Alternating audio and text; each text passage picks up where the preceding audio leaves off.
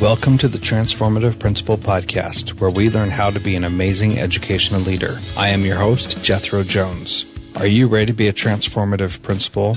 I'm looking for about 10 people who are ready to do what it takes to lead with integrity, find balance, and take your school to the next level. If you're looking to improve your leadership in a measurable way, go to transformativeprincipal.org/mastermind to see if you qualify to join a group of like-minded people who are ready to be the best principals in the country.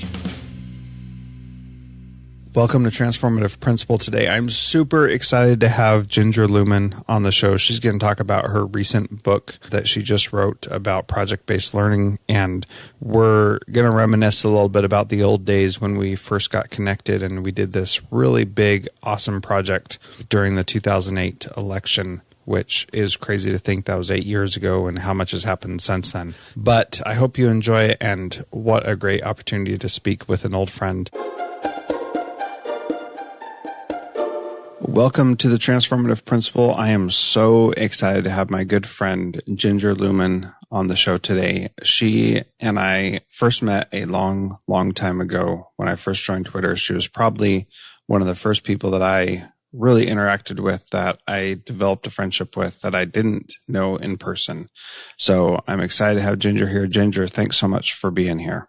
I am so excited to be here talking to my friend of long ago. Yeah. Thanks for having me, Jethro. No problem. So can you first introduce yourself to our listeners and talk about what you're doing and what you're passionate about, and then we'll get into a bunch of other stuff like your book and our relationship and all that stuff. So go ahead and tell us a little bit about what you're doing right now. Sure. I am a keynoter and consultant for an educational nonprofit service center in Hutchinson, Kansas called ESDAC. And I get the wonderful pleasure to be able to travel across not only Kansas, but also the U.S. and even into some countries, helping teachers figure out how to do school, how to do teaching and learning differently. My bread and butter is project, problem, passion-based learning. I love helping teachers figure out how to integrate technology more seamlessly. I do a lot with maker education recently, helping teachers transfer from great STEM projects into more maker education, more student-centered stuff. That's a technical term, stuff. And I guess I've always got my friends in gifted education in my back pocket. So that's kind of, I see them all, while there's very separate sort of topics, I see them all really as the same thing.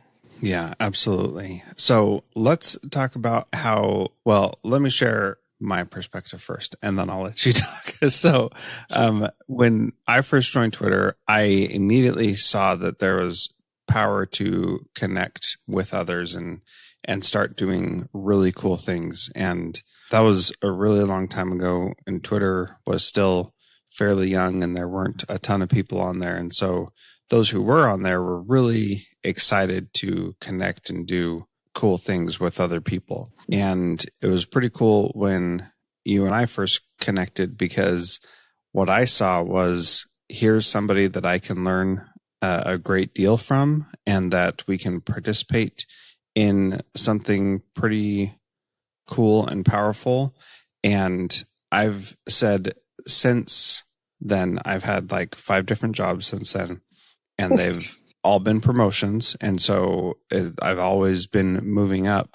And I've said that every job I've gotten has been because of Twitter, not because I made a connection and then that person hired me, but I made a connection, learned something I needed to learn, and then was able to use that in my next job. And so it's been a great place for me to learn.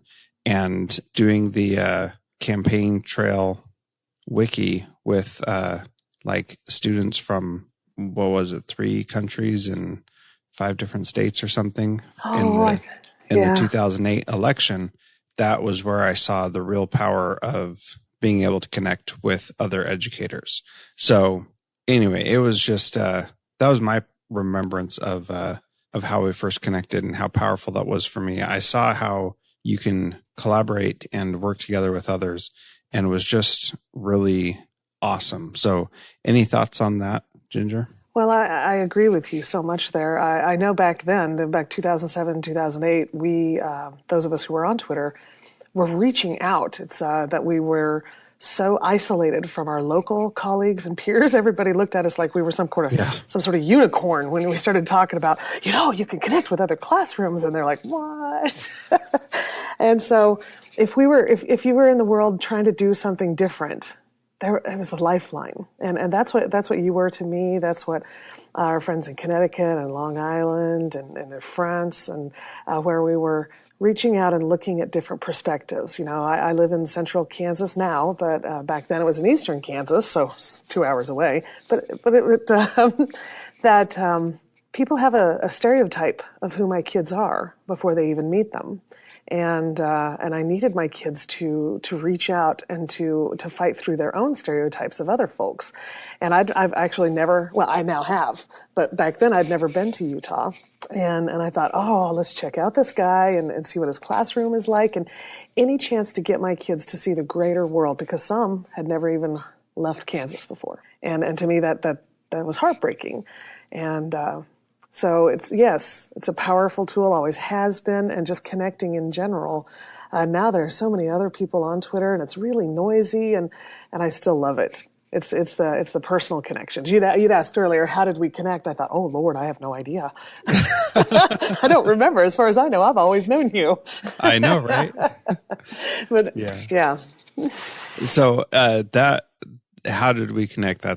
That's really true. I feel like I've always known you, and so you've always been a friend of mine. So the campaign trail collaboration in 2008, I was teaching English, and you were at Turning Point Learning Center, and we were working on, learning about the 2008 election. And in the show notes, I've got a link to the wiki that is still up right now that you can go and look at and see what our students were doing so long ago. And, what's cool is that there's a lot of that page that, didn't ever get finished. Mm-hmm. And that's okay too, because it doesn't have to be a completed thing for some of these project-based or passion-based or whatever kinds of activities to be perfect. But what matters is that you're doing it. And I just remember my students saying, whoa, we've got someone from France who's talking about this too. And, being able to start asking other kids questions and learning about their other places was just amazing. And so, we were definitely isolated from our peers because nobody was doing this, but at the same time, we were hyper connected with each other and with other students because we were doing this. And it's just exciting. And your ability to bring a whole bunch of different people together is really incredible. So I attribute that all to you getting us all going, which is pretty awesome. That's nice of you to say. I was living in a world where I could do just about anything I wanted to do education-wise with my kids. And I thought, well, if I can, I have an obligation to. And so I'm not sure that I got us all together. There was Lisa Parisi in New York and Paul Bogish in Connecticut. And when we open it up, people reach out. To me, it's not just one person or two people or three people. It's all of us who make it happen. Yeah. So thanks for the little reflection there. That was cool for me. Let's jump in and talk about your book. Tell us about the book that you just wrote, and especially why you felt like it was finally time to finish writing that, because I know you've been writing it for a while. So talk a little bit about that.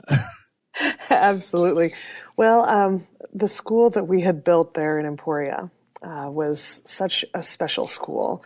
I got tapped on the shoulder. I was teaching gifted education at the time, and they said, hey, Ginger, we want you to start a school. We want a school because we know that we've got kids in our community who want to learn, but who for some reason aren't learning. And we want you to run that. And I said, no stinking way. I'm a teacher, not an administrator. No way. And they said, well, we talked to the superintendent's council, and they said it needed to be you. And first of all, I was scared that the superintendent's council was talking about me, and I Wait, didn't they even know know we who had I one. am? Yeah, exactly. I thought I was flying under the radar, turns out. And they went ahead, and I said, okay, I'll interview you. And so I asked them about 50 questions, and they said, I don't know, what would you like to do? To almost every single one. And they said, you must be one-to-one laptop. This is back in 2006. It must be project-based learning, and that's it. Ginger, you can build this. So it was grades 5 through 8 all smashed together, me as their only teacher, because there were just 16 of them. And over time, we doubled in size. We doubled in size again, and we nearly doubled again. And by the time I left, we were K through 8, and we're in the process of building a high school. I could do what was good for kids, like all across the spectrum. And so I had, like I said, I have an obligation to. And it was working great. So when I stepped away from there and came to work here at ISDAC, I said, I've got to, and by the way, I'm not saying that this is all by myself. A guy named Kevin Honeycutt, if you don't know who he is, gosh, you got to find out this guy. He was in a consultant role, and he would come in and he would like sprinkle some sort of like Absolutely. Grandpa Santa Claus fairy dust over with his crazy ideas. And I would say, I gotta make that happen, but it's got to be more than just fun. I mean, we've got to have real learning here, because I've been seeing some PBL that was just fun, and I thought, I don't have time for that. I got parents staring at me. I got tests coming. If we don't pass these tests, they're going to shut our school down. I can't have it. And so through those lessons, the lessons that we had learned together, we decided that we needed to capture them, because when you're in the process of doing it, it's hard to capture it. And so I came into this consultant role and just started writing fast and furious. These are the projects that we would do. This is how we can make it better. If I would just to have a magic wand and try it again, and the lessons. And then as I started teaching people how to do PBL, because just because you can do it doesn't mean you're good at teaching other people how, I found out, sadly. But in the process of writing the book, I learned how to communicate about it. And sometimes I'd get so busy. Well, it took me 5 years to write this thing. And we've called it Lessons for Life Practice Learning. And we call it life practice because if we're supposed to be getting kids ready for real life, then we should be practicing life in school right now. And so that's been the inspiration. And I do different work than the big PBL gurus in the world. And I love them. Lord, I love them. I appreciate that they're there. But I know that from a teacher's standpoint, they could be intimidating. Well, you have to do it this way, and it has to be this. And teachers, if they can't make it right, then they're not going to do it. And so I found kind of a middle ground to help walk those teachers across that innovation gap, that fear gap of, okay, you know what? You don't have to do it perfectly like them. Let's just start right now. And that's what the book's about. It talks to a teacher's heart, a mind, the realities of PBL. I would love to go have a Change the World project, but the truth is, I got tests staring me in the face. Okay. So let's do what we can, and then once you get that one under your belt, let's take a further step. That's what my passion and niche has been in my role as a consultant and in writing this book.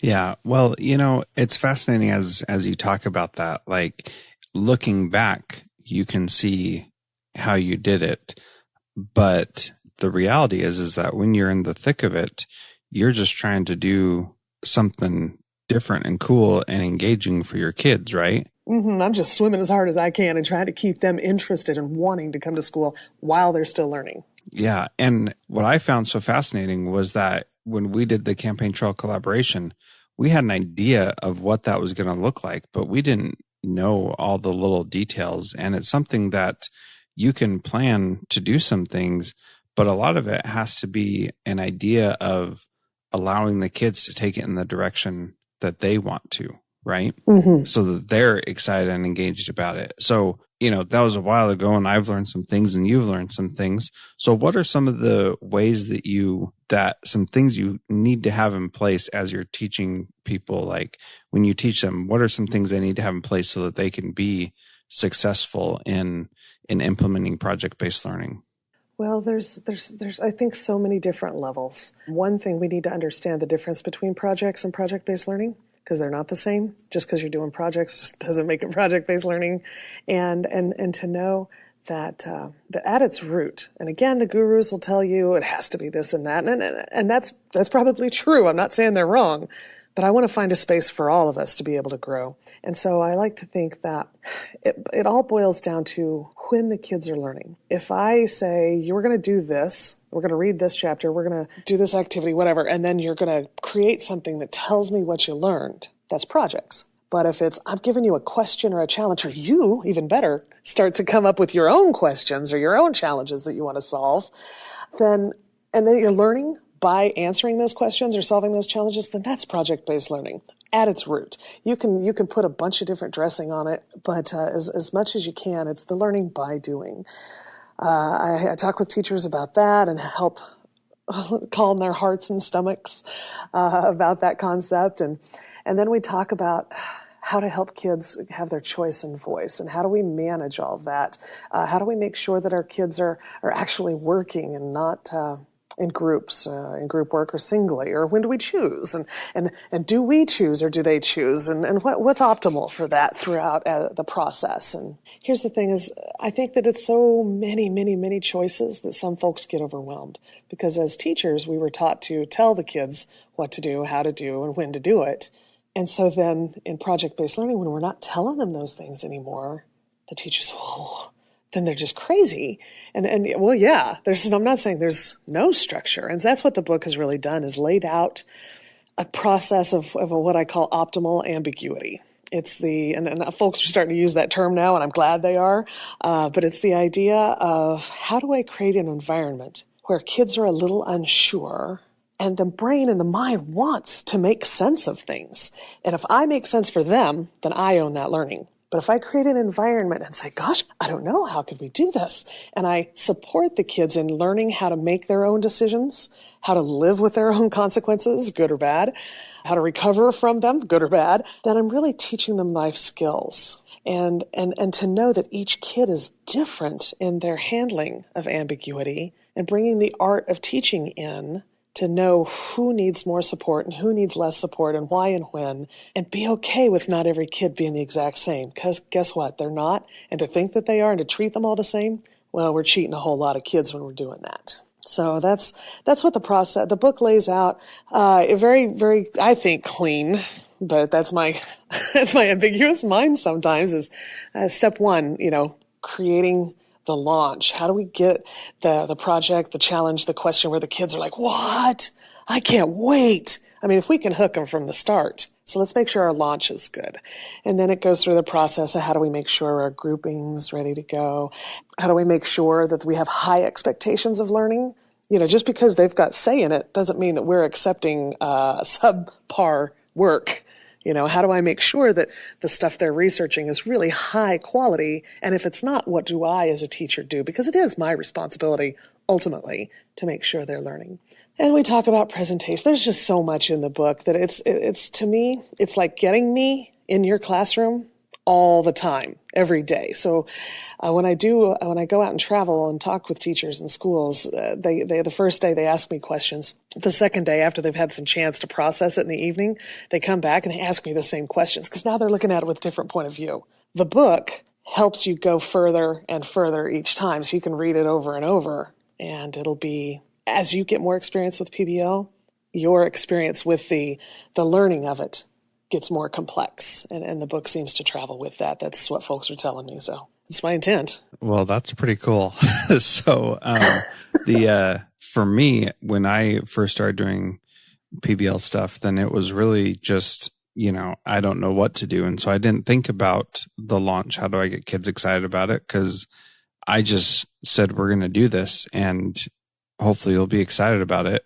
And, setting it up correctly, I think, is really important. And then the groupings, I didn't give much thought to that at first. And, I had to learn a lot of that stuff on my own and figure out how to make it happen in a real way for our kids. So I'd like, if it's okay with you, if we just go through a couple of key points from some of those sections in your book. I put a link to the book in the show notes from Amazon. You can get it on the Kindle, and I'd highly recommend that you do. 1, to support Ginger because she's awesome, and 2, to help yourself learn how to do PBL better. I'm also going to say this. I'm going to give you a link to Jethro, because if you buy the hard copy on Amazon, Amazon makes us charge more than I wanted to. We have it on our website at ESDAC, which is $10 less. But the Kindle, that's something else too. Is I don't understand why people make people buy Kindles at the same price as a hard copy. I think, what? Yeah. It should be way less. And so I fought again what they said, you need to do this. And I made the Kindle something like $10. So Cool. I wanted it accessible for every teacher and their poor salary. Yeah. Anyway, sorry. No, awesome. Thank you. I'll put the link to Aztec in there as well. So thanks for indulging me in that little bit of personal connection with Ginger. She's been an awesome support for, most of my career, and it's been pretty awesome. So the link to her book is in the show notes. So if you are interested, please go get that and take a minute to share this episode with everybody that you know, really everybody. I've had some great responses lately about after the Leadership Summit and everything, and I really appreciate people reaching out, and just want to say thank you for supporting the podcast and listening to it and sharing it with others. Next week, I'm going to talk to Ginger some more, and we're going to get into some pretty awesome territory about project-based learning, and even bring up a really controversial idea that I'm pretty excited to hear you talk about regarding language arts classes. So look forward to that. That's coming next week. Thanks so much for listening. Transformative Principal is a proud member of the Education Podcast Network. Podcasts for educators by educators. Visit edupodcastnetwork.com for more great podcasts.